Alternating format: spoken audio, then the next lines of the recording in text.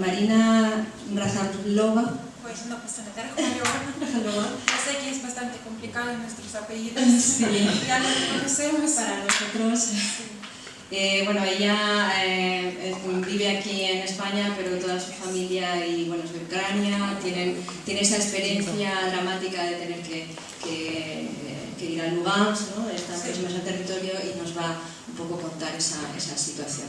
Adelante, María. Gracias. Buenos días a todos, y mi nombre es Marina y provengo de la ciudad de Lugansk, y ante todo quiero decir muchas gracias por todo lo que estáis haciendo aquí en el Tribunal Permanente de Pueblo y por recibirme también. Pues le hablaré sobre la tragedia humanitaria la cual sufre mi familia. Lo estoy hablando de parte así de mi familia, de mis amigos y todos quienes siguen viviendo en la zona de conflicto, como estamos llamando la zona gris. Al día de hoy el número, quiero hablar que los últimos días, por desgracia, la intensidad de los bombardeos han aumentado de la forma significativa, y sobre todo en Donetsk y alrededores de Lugansk, y eso nos preocupa muchísimo. Hubo provocaciones por la parte del ejército ucraniano en Stanitsa Luganskaya. Mis padres residen ahí, en famosa Stanitsa Luganskaya, donde están provocando estas provocaciones por la parte del ejército ucraniano. Y son solamente 15 kilómetros de la ciudad Lugansk, es muy, muy cerca. Por ahí está pasando un río Seversky Donetsk, es como una frontera entre la parte ucraniana y la parte, bueno, de la ciudad Lugansk. Y lo único que nos comunicaba con la ciudad Lugansk, con otra parte de Ucrania, eran los puentes, que todos están derivados por la parte del ejército ucraniano. Y el único puente que se quedó después de la fase activa de los bombardeos era de este puente de Stanitsa Luganskaya. Y lo que quiero decir, tras de firma de Minsk II, o sea que ya estamos hablando cuando estaban intentando no poner alto del fuego, el batallón Aidar, que son nuestros batallones de fascistas, como estamos diciendo nosotros, hizo explotar el puente sobre este río. Y era un único hilo para que la ciudad se comunique con otro territorio y por lo que estaban pasando las mercancías. Ahora lo que vivimos es un aislado de la ciudad a otra parte de Ucrania. No hay posibilidad de traer las mercancías, ni pan, ni los medicamentos. Así que de esta manera, en algún momento, el Lugansk y alrededor de Lugansk se quedaron sin tan mercancía y los productos de alimentarios como pan, lo que también hubo un problema grave con la electricidad, pero gracias a Rusia que nos suministró, y ahora estamos por lo menos con agua, con electricidad en la ciudad. Esto de la tragedia humanitaria. El gobierno de Kiev está sitiando la zona de Lugansk para así aislarla económicamente y evitar la suministración de cualquier mercancía posible a la ciudad y alrededores. Por parte de Ucrania, a la ciudad les son negados productos tan básicos como el pan y medicamentos. Tampoco tienen acceso a la electricidad. Todos los puentes que les comunican con el exterior han sido destruidos por las fuerzas militares ucranianas. El único puente que se mantiene en pie en Stanitsa Luganskaya está siendo controlado por el mismo ejército.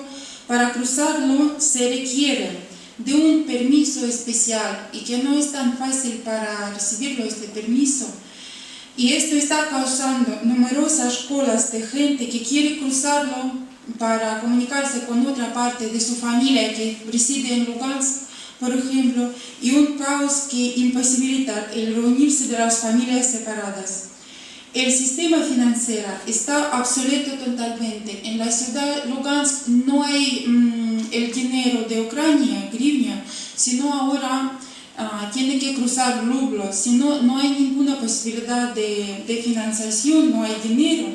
O sea, que el gobierno ucraniano nos está negando todo, como no somos la gente, como que ahí no vive nadie, que no hay ucranianos ahí.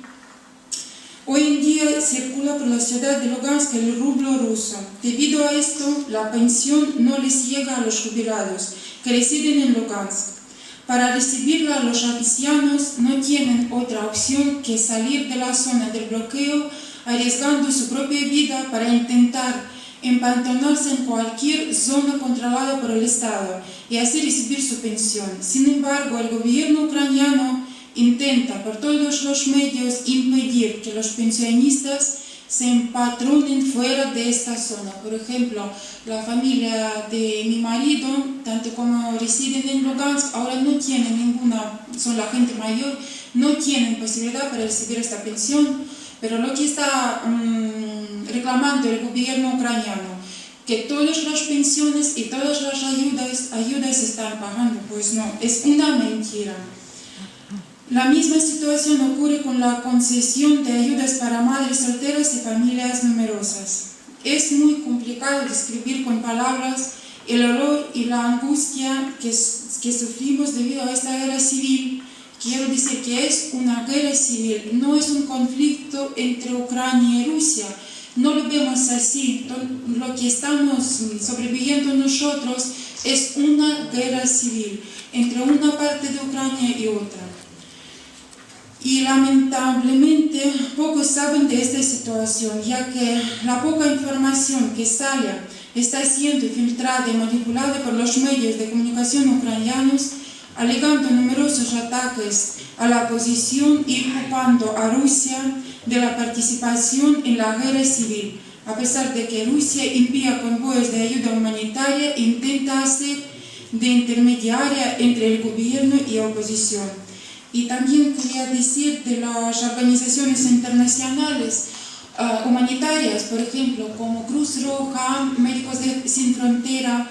Cuando empezó el conflicto, ninguna de las organizaciones humanitarias han ayudado a nosotros. Yo misma estaba llamando a Cruz Roja, intentando a ver si hay algún programa, si hay algunos movimientos o actos para intentar ayudar a Lugansk y Donetsk. Pues me estaban diciendo que no hay ningún problema, que no hay ningún programa y que ahí no trabajan. Y las organizaciones internacionales no han podido o no han querido ofrecer a la población de Donbass nada similar, ninguna ayuda. Y lo que me molestó mucho, en el año ya 2015 empezó a llegar alguna ayuda humanitaria a esta parte gris, como estabas diciendo, en la frontera, pero a Lugansk no ayuda a nadie, solo Rusia que nos está apoyando, ayudando. Y gracias a la ayuda de Rusia estamos sobreviviendo, porque sin luz, sin agua, una ciudad totalmente aislada y bloqueada no puede sobrevivir. Bueno, ¿y qué es lo que quería decir más? Pues, y lo que nos preocupa también muchísimo, al día de hoy, es bastante evidente que el gobierno de Kiev está intentando darle una solución militar al conflicto en el este de Ucrania. No lo vemos que quieren hablar con Lugansk, no lo vemos que quieren hablar con Donetsk, no vemos que nos quieren escuchar qué es lo que queremos y qué es lo que ponemos a la mesa.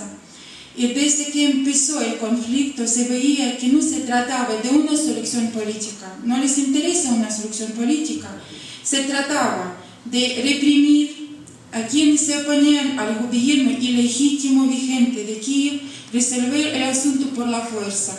Y eso es lo que pasa en los últimos días, que vemos que otra vez están intentando resolver este problema con nosotros, con la fuerza, no hablan. O sea, no está cumplido ningún punto del contratado de Minsk, ni de uno ni de dos. Estamos esperando algunos pasos del gobierno de Kiev, a ver si están intentando hablar con nosotros. Y lo que estamos escuchando por los medios de información, que es un conflicto con Rusia, que es una guerra con Rusia, y que Rusia tiene culpa de todo, que es que como que no existimos nosotros, no hay pueblo, no hay opinión de la gente, no quieren cumplir estos acuerdos de Minsk. Y bueno, pues muchas gracias por escucharme.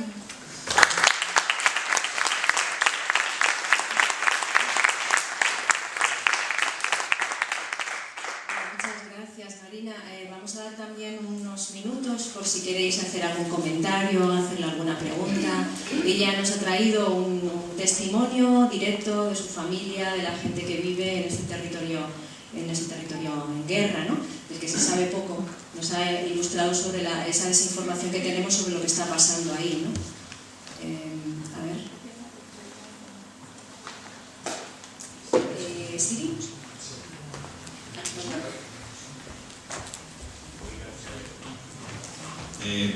La verdad es que me ha gustado mucho tu testimonio y lo comparto en buena parte, en buena medida.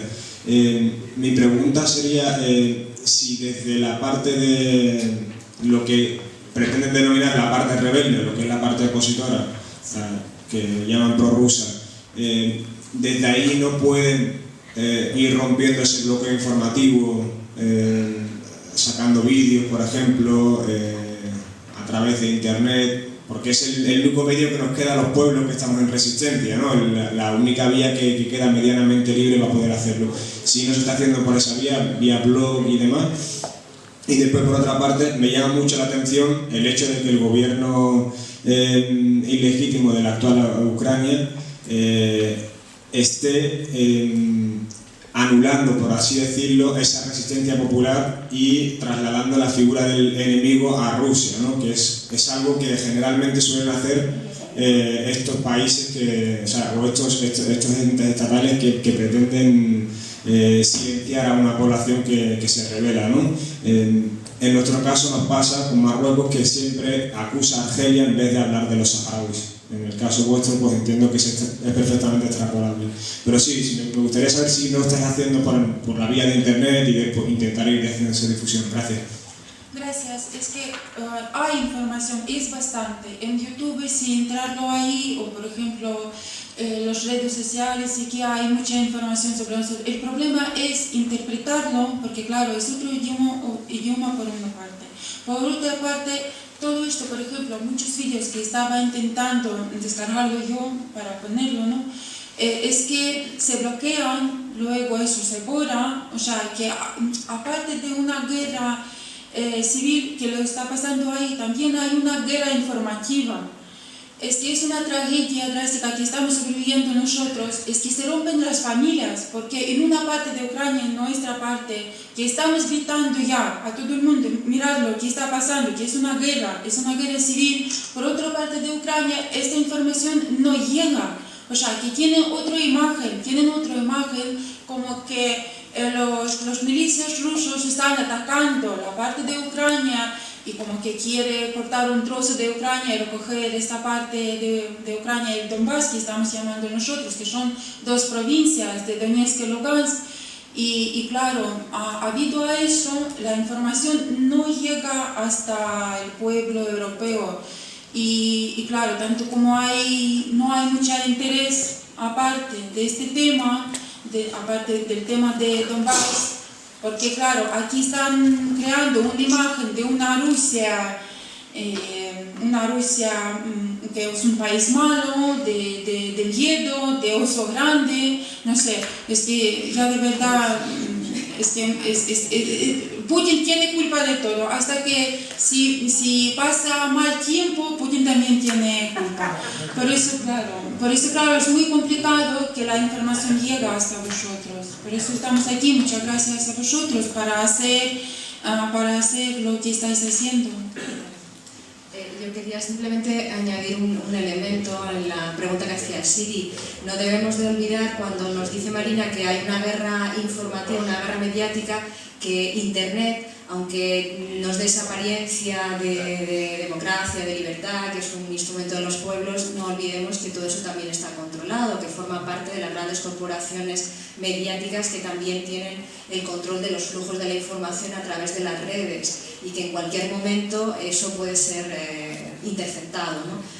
Nosotros tenemos experiencias muy anecdóticas, tal vez, de cuando las grandes movilizaciones contra la guerra de Irak en este país, que dejaron de funcionarnos a muchos de los activistas los móviles en determinados momentos, se nos bloqueaban los correos, o en el caso, bueno, que yo trabajo en la universidad, muchas veces nuestras IPs están totalmente controladas, ¿no? Entonces a veces esa guerra se hace, como decimos en el tribunal, por muchas vías, y una de las vías es también que, aunque nos parezca que utilizamos instrumentos, que tenemos un margen, no es tal ese margen que tenemos con las redes sociales, y yo creo que lo que nos ha contado Marina es así.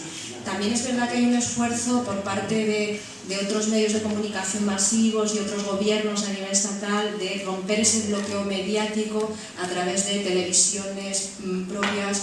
Estoy pensando en el caso de Palestina, por ejemplo, con Al-Manar o Al-Medinayar, que se les cortó la posibilidad de transmitir a través de los satélites que estaban transmitiendo a toda la zona de Oriente, y eso fue debido a que la propiedad de esos satélites era propiedad de Arabia Saudí y de Qatar, y cortaron esos flujos. Siempre hay posibilidades, cuando hay estados grandes que apoyan estas resistencias, de subvertir creando sus propios medios y otras vías. En el caso de Rusia, me imagino también con RT y con otras vías se está intentando romper ese bloqueo informativo, pero claro, es muy difícil para los pueblos que nos movemos con unos recursos muy limitados y a veces utilizamos instrumentos del imperio.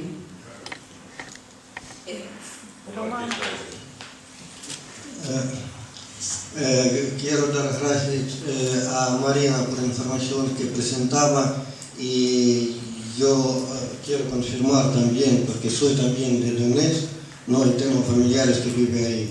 Además, soy presidente de una asociación, una ONG aquí española, que dedicamos a ayuda humanitaria de Donbass.